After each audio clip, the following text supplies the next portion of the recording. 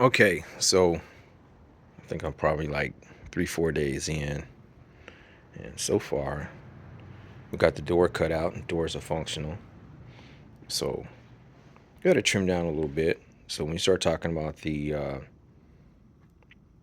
wheelbase being a difference between 105 and 108, you really have to tuck in the inches. So I've got some spacers in the rear, so that way the tires can literally stick out beyond the rear quarter, and I literally can create like a defined wide lip for the rear to kind of match the bottom down here. So this side skirt is intact. On the other side, it isn't. It's literally an incision right here. I don't even know why I cut that on the other one, but I figure I'll leave it like that because I'm going to have access to the turbos right here.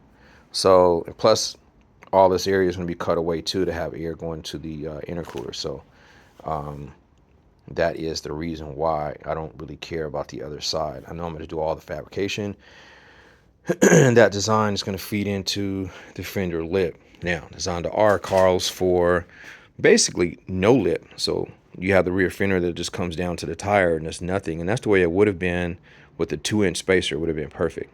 3-inch puts it out like another inch. And so then now you got to come out and over the tire. So that's why that's like that. And then it only has a front lip for the widenings of the wide body, only up front. So it looks kind of weird to see this up front and nothing in the back. So mine, I want consistent, kind of how the Wyra is. So everything is cut out. Um, I did the passenger side first, so this is a little bit more aligned to me than the other side. However, all my measurements check out. That's why I haven't written here. That's not important to the video. Um, my front end, so my front hood, because I'm gonna have a hood, not a clamshell. My design has to be split because the dimensions were different. So that's why all the incisions or whatever are here. I haven't figured out the design of what I want to do for the air to come out.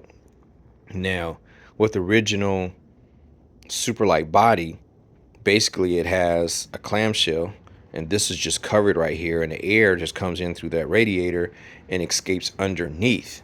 Now, I could do the same thing and just make it smooth underneath my hood design, and it literally can function the exact same way. And I'm thinking about that actually. So that's just in the works. I got to play with the design. But if I want to salvage what I did do, I can. It's kind of lined up. Uh, Everything is lined up for the bottom. The height has to be recreated to match my design that I did for the lower lip.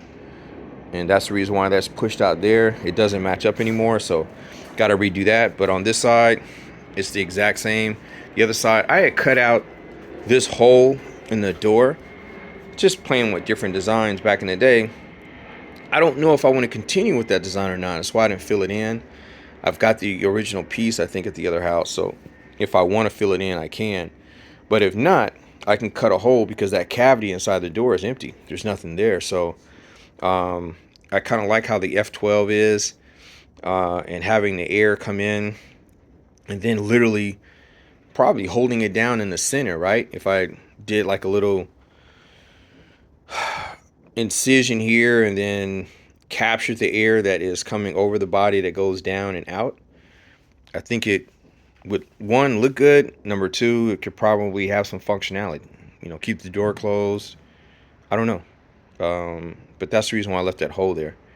And then that's what I was talking about underneath as far as not having the rest of the side skirt there, because I figure if I made that to where I have access to the turbos, that would make sense.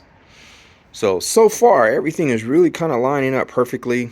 The rear fenders you see is sitting on the tire. That just allows everything to be even because those are perfectly matched as far as the height is concerned.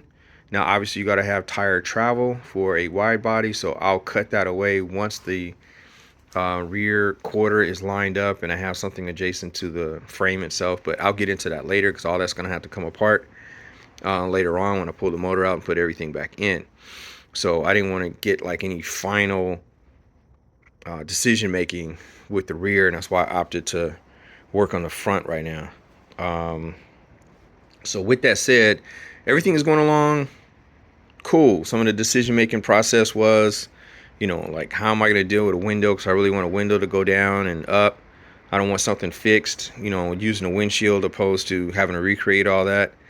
And then if I did that for the original Zonda, then I'd have to change the roll cage, because that looked weird with the way the windshield was. Because I have the roof line, I have everything, and I put it on here actually, and so the dimensions are just way different, man.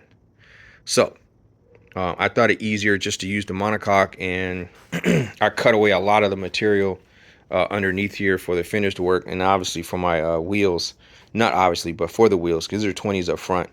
So the 20s are really huge.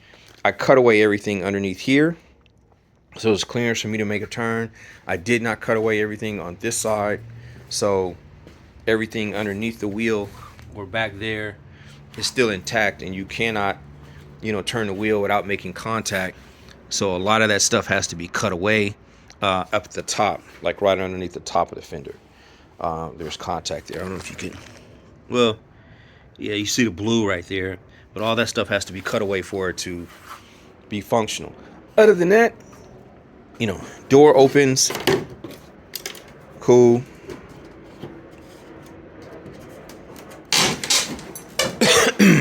Door opens, cool. So everything is functional, and goes back. It's just a matter of bolting it to the body and then making it all one. And so at this point, I like my mock-up. I'll be getting to the rear, but again, the rear is not important at this point because I got to do the install of the motor and then also the exhaust. So not a big deal. I got a diffuser to go in here. I measured it up earlier this morning. I like it. That's going to work too. So really excited to get things going. The rear deck lid is here. It's half of it, and then the other half is over there. So the rear deck I know fits, and I just have to do the same thing for the hood. Probably cut, chop, rebuild or whatever for the hood, and then get it supported, make sure it goes around the motor. But I want to be cutting a lot of different areas away, so that way the visibility of the engine is nice, and then the way the exhaust comes out of it is going to be pretty trick too. So everything is coming along really, really cool. So I give it another couple of weeks, to be honest with you, if my time doesn't change. Like, everything should be married up nice and clean and just looking good. I think I'm gonna end up cutting away the existing air scoop, or maybe I might just inlay this one into that one some kind of way, so that way I keep with the aerodynamics of the car and then make that work some kind of way. I don't know. So that is how that works. I don't think I'll do a double den air scoop. Nobody's ever done that before. Or maybe I'll do that and just make the hole bigger. I don't know. I'll play with it. But anyway, that is the update for now. But I think I'm looking pretty good when I step back and say, okay, everything is in a proper dimension, looks good, flares, it's lined up, my height's good.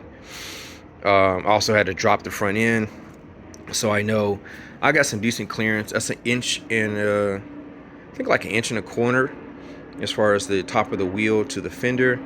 And then when the lift kit is activated, I'll get another 2 inches. So I should be able to have some really good clearance as far as lifting the car up. So I'm pretty happy with how things have come along in the first week of getting it back. I'm excited to see this body literally on a functional chassis, and one day it's going to drive up out of here. So that's where I am at this point. To be continued.